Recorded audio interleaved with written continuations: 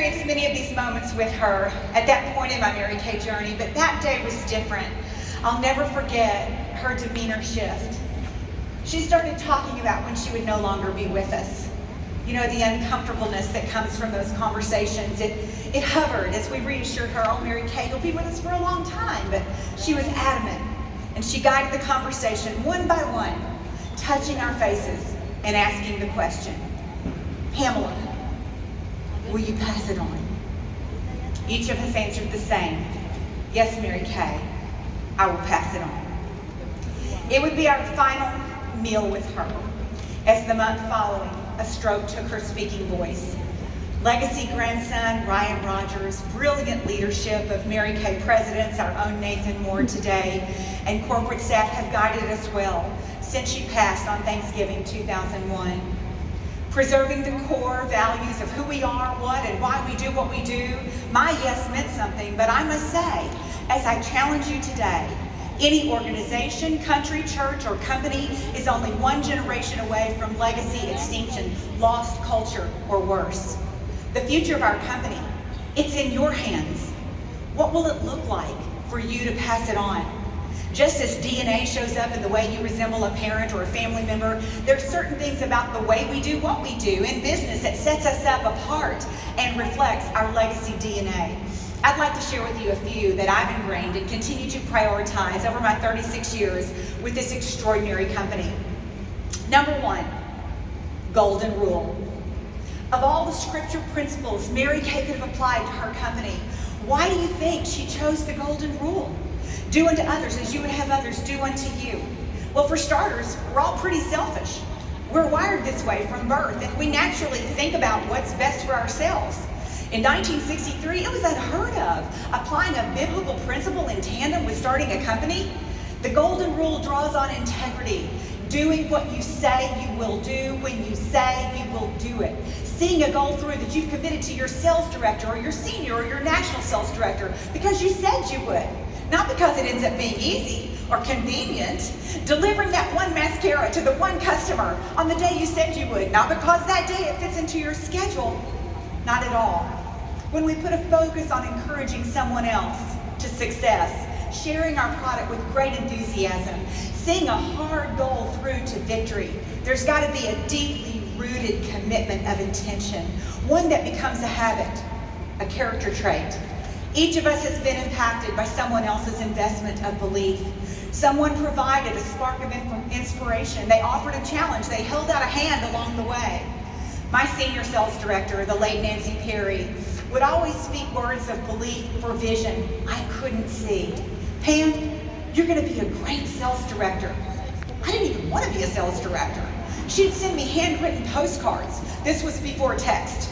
And just like you have a string of text, I had a stack of postcards that said words I couldn't embrace or visualize myself for myself until I did. In the process of helping others, ironically, we help ourselves even more. Nancy also became a national sales director. Her belief in me for long enough allowed me to catch up with it one day. And because I showed up, even though I didn't feel like it many times, I stand here as a result of what inexplicably happens. Vision meets accomplishment when commitment overrides doubts and feelings. Have you gotten better? Have you been influenced or better for personal growth, for advancement as a result of your involvement with Mary Kay?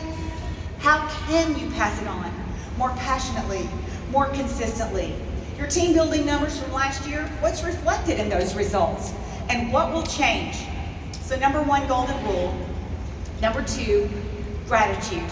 A spirit of gratitude must exist for the past, the present, and in a hope for the future. We've all heard, and many of us have experienced the benefits of keeping a gratitude journal or pausing in a moment of feeling blue to write, speak out loud the first 3 or 4 things that come to our mind for which we're grateful. From the air we breathe, to the roofs over our heads, to the challenges we face, to legacy leaders of this company. I mean, face it, unless we were one of the original 9, we all in some way rode on the coattails of our pioneers' hard work, brilliance, innovation, find-a-way creativity, and grit. Those who went before us, overcomers to the challenges of their time. I'm so grateful they didn't cower, to family circumstances, fickle emotions, or absent brand recognition that would inevitably include a great bit of rejection. There are two things that squelch gratitude: fear and comparison. Fear. Fear breeds stagnation, and it seeks out fearful others to validate. I'm far more fearful of ignoring and running away from or walking away from the middle of God's highest calling for me than I am fearful of COVID, of politics, of disapproval of others, or a no to booking. I'm more fearful of remaining comfortable than I am of putting it all on the line, the way leaders from biblical saints to modern voices have modeled. What fears rob you? To answer, look at where you've given up or what you've ignored. Consider where you stopped holding yourself accountable to a result. Look to a past spoken vision you've shared, written and repeated, but not fulfilled. Inactivity is yeast for more fear, and it grows into justification and status quo living. Fear magnifies an unhealthy view of uncertainty. A focus on uncertainty dims your big dream, and where your focus goes, you go. Fear gives way to speculation. What if? Anything that you think or do out of fear aids any evil coming against you. So how do you become less fearful? You restrict the trigger.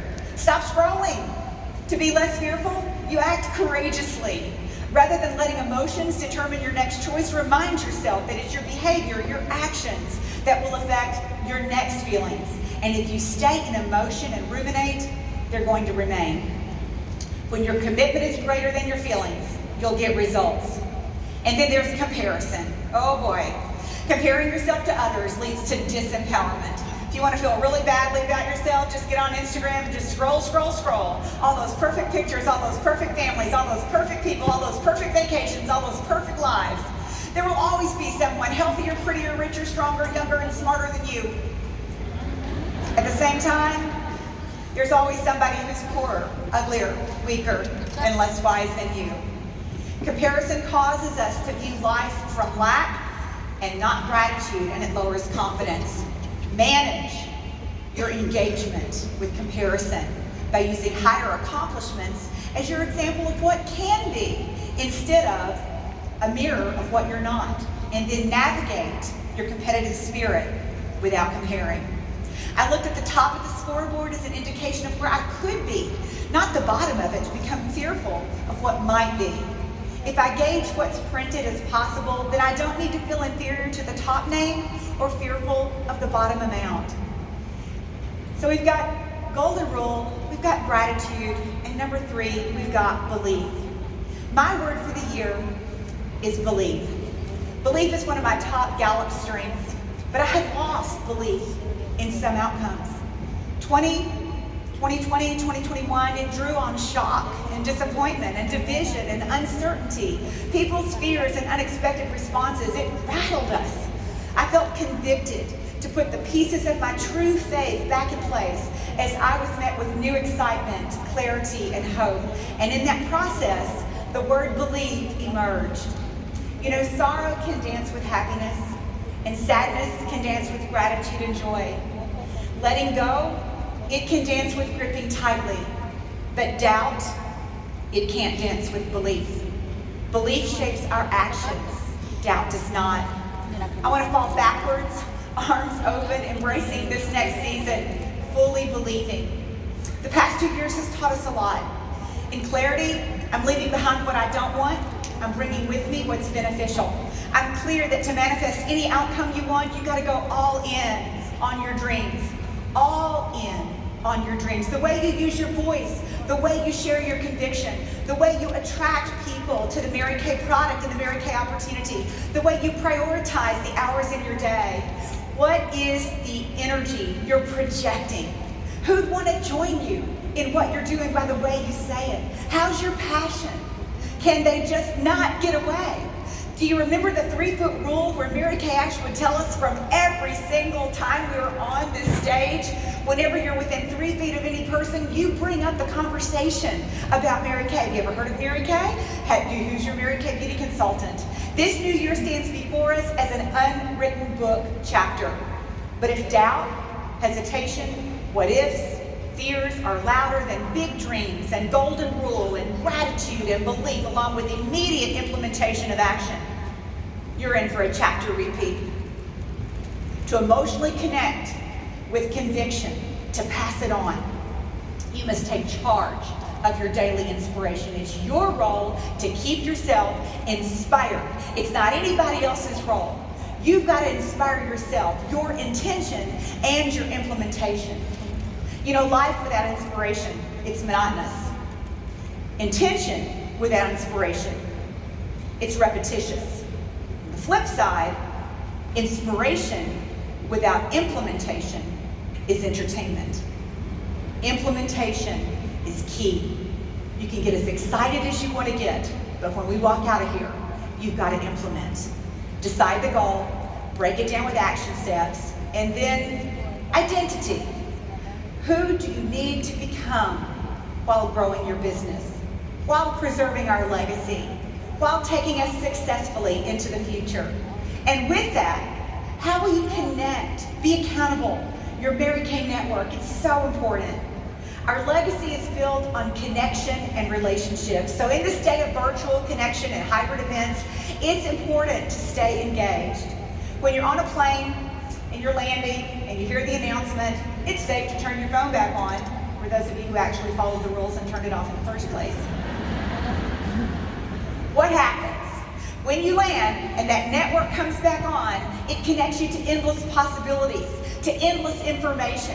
You can download new information, you can get new emails, you can go to Google, you can make unlimited connections. But in airplane mode, you're without network. You're handicapped, you're limited. All you can get is what was already downloaded. You can't get anything new. Humans also need the right connections. And our internal gauge is constantly searching, just like that little wheel. It's searching for the right connections. Just like your phone, if it's left alone without connection, there's no new information. Your connections, your network will also stand this test of effectiveness. Your best and worst seasons include who's in that season with you and who's not, so pay attention. Just like that little circle searching for the right connection, some are 3-bar friends and some are 1. And without a 3-bar connection, the device hits a limit. So from a strong connection, almost anything is possible. You're designed to flourish. You're unlimited. There are possibilities you haven't even imagined. Unlimited connections, unlimited possibilities. We live in the best of yesterday, the best of today, which can produce a mind-blowing tomorrow. Belief inside of a champion will override all limitations of strength, style, or Enneagram to connect in a way that historically grows her business success and elevates the Mary Kay brand. To pass it on, it means to embrace legacy truths and live them. I'm confident that none of us wants to leave our best talent buried or our greatest opportunity unfulfilled. In a study conducted on some of the world's highest leaders and achievers, looking for commonalities among them and expecting to find things like grit, strategy, execution, the #1 predictor of success for any human being is self-awareness. According to this article, the irony is that most people are much less self-aware than they think. As we go into the reality of daily living, we've got to consider what takes us off course. Be aware. It's the unforeseen circumstance. It's the unexpected situation. It's the relationship challenge. It's a wayward child. It's a weather event. You're unlimited. No limits future does not mean no difficulty. So you'll have to decide in advance how you'll both perceive, navigate difficulties of life that are common to all people. There's a big difference between a problem and a pattern. A problem is something normal. We made a mistake, bump into a car, forget an appointment. Things happen. The thing about problems is this: they happen, we solve them, it's over. That particular problem doesn't come our way again, at least not in the same version. By and large, we solve problems, unless we don't. And we don't solve problems if we're denying that we have one. When we don't take responsibility, we can misdiagnose a problem. You know, it wasn't the big cloud that covered the glare that caused me not to see the car that I bumped into. I was distracted. I wasn't paying attention, and I bumped into a car. It's my fault. It's why I have insurance, and now I'm going to take responsibility to solve this problem. It's over. It wasn't traffic that made me late. I didn't start on time. So here's the caveat. When things keep happening over and over and over again, and you actually believe that your circumstance is worse than everyone else's, that's a pattern. Wake up. It's patterns in life that tend to do us in. When things aren't going well, we disconnect or hide, we change our goals, we come up with an excuse. If I have a pattern of not retaining people, of disappearing when the area needs my participation, of creating a problem when I get a little bit further along and then I sabotage myself, that's not a problem, that's a pattern. Which of course, is a pretty big problem. So I better recognize that I must interrupt that pattern, which is with self-awareness like never before. If you want something to get different from the way you walked in here with it, you've got to interrupt your pattern. When we become less interested in protecting our secrets or our disabilities than we are in overcoming them, only then will we have unprecedented victory. If we don't interrupt our patterns, confusing them with a problem, it becomes our identity. Will today's inspiration turn into implementation for you, or is it simply entertainment? To quote an epic Offspring National Sales Director, the late Barbara Johnson, don't leave your dream in Dallas. When you have a clear intention and you know exactly what you want and you apply elevated emotion to that, meaning you know what you want and you have a picture of Seminar 23 in your mind to find a way to hold on to it, believing it all year long. An intentional thought needs an energizer, a catalyst, so that that energy stays in elevated emotion. Once I grasped the vision of bringing the #1 unit to Seminar many years ago, it was on my goal poster. I superimposed my head on a photograph that was on my refrigerator of Sue Kirkpatrick, who was the queen of Seminar that year. So I looked at myself like her body and my head on the refrigerator every day. I had a manila folder because iPads didn't exist. It was at my desk, and I continued to write out thoughts that would come to me of what I would say from the throne. The vision of standing on this stage with my late husband, Jerry, and my parents to honor, and my dad, who is now also deceased, with my 2-year-old, removing the excuse of working the business with small children, because they used to say, oh, Pam can work the business because she's single. Then I got married. Oh, well, Pam can work the business because she's got Jerry and no children. Then I had Thomas. And I just wanted to bring it all to the stage and allow people to stop making excuses. That 2-year-old is now 28. The honor for the women who would represent walking out in our $1 million room and sit on those front row seats. I held on to it for 3 years before it became our reality. And then it played out on stage exactly as I had imagined it, except for one thing. Mary Kay Ash was not here to crown me, as it was a seminar following her stroke. How long will you wait? How big will your dream be? How can you swell in elevated emotion every single day? What impacts your family, your community, and this extraordinary company in our 60th anniversary year? There's an older person inside of you, and she's counting on you to get it right. Our legacy, it's in your hands. Will you pass it on? God bless you. Godspeed. Keep shining your light so brightly. Let's hear it again for your #2 National Sales Director, Executive National Sales Director, Pamela Waldrop.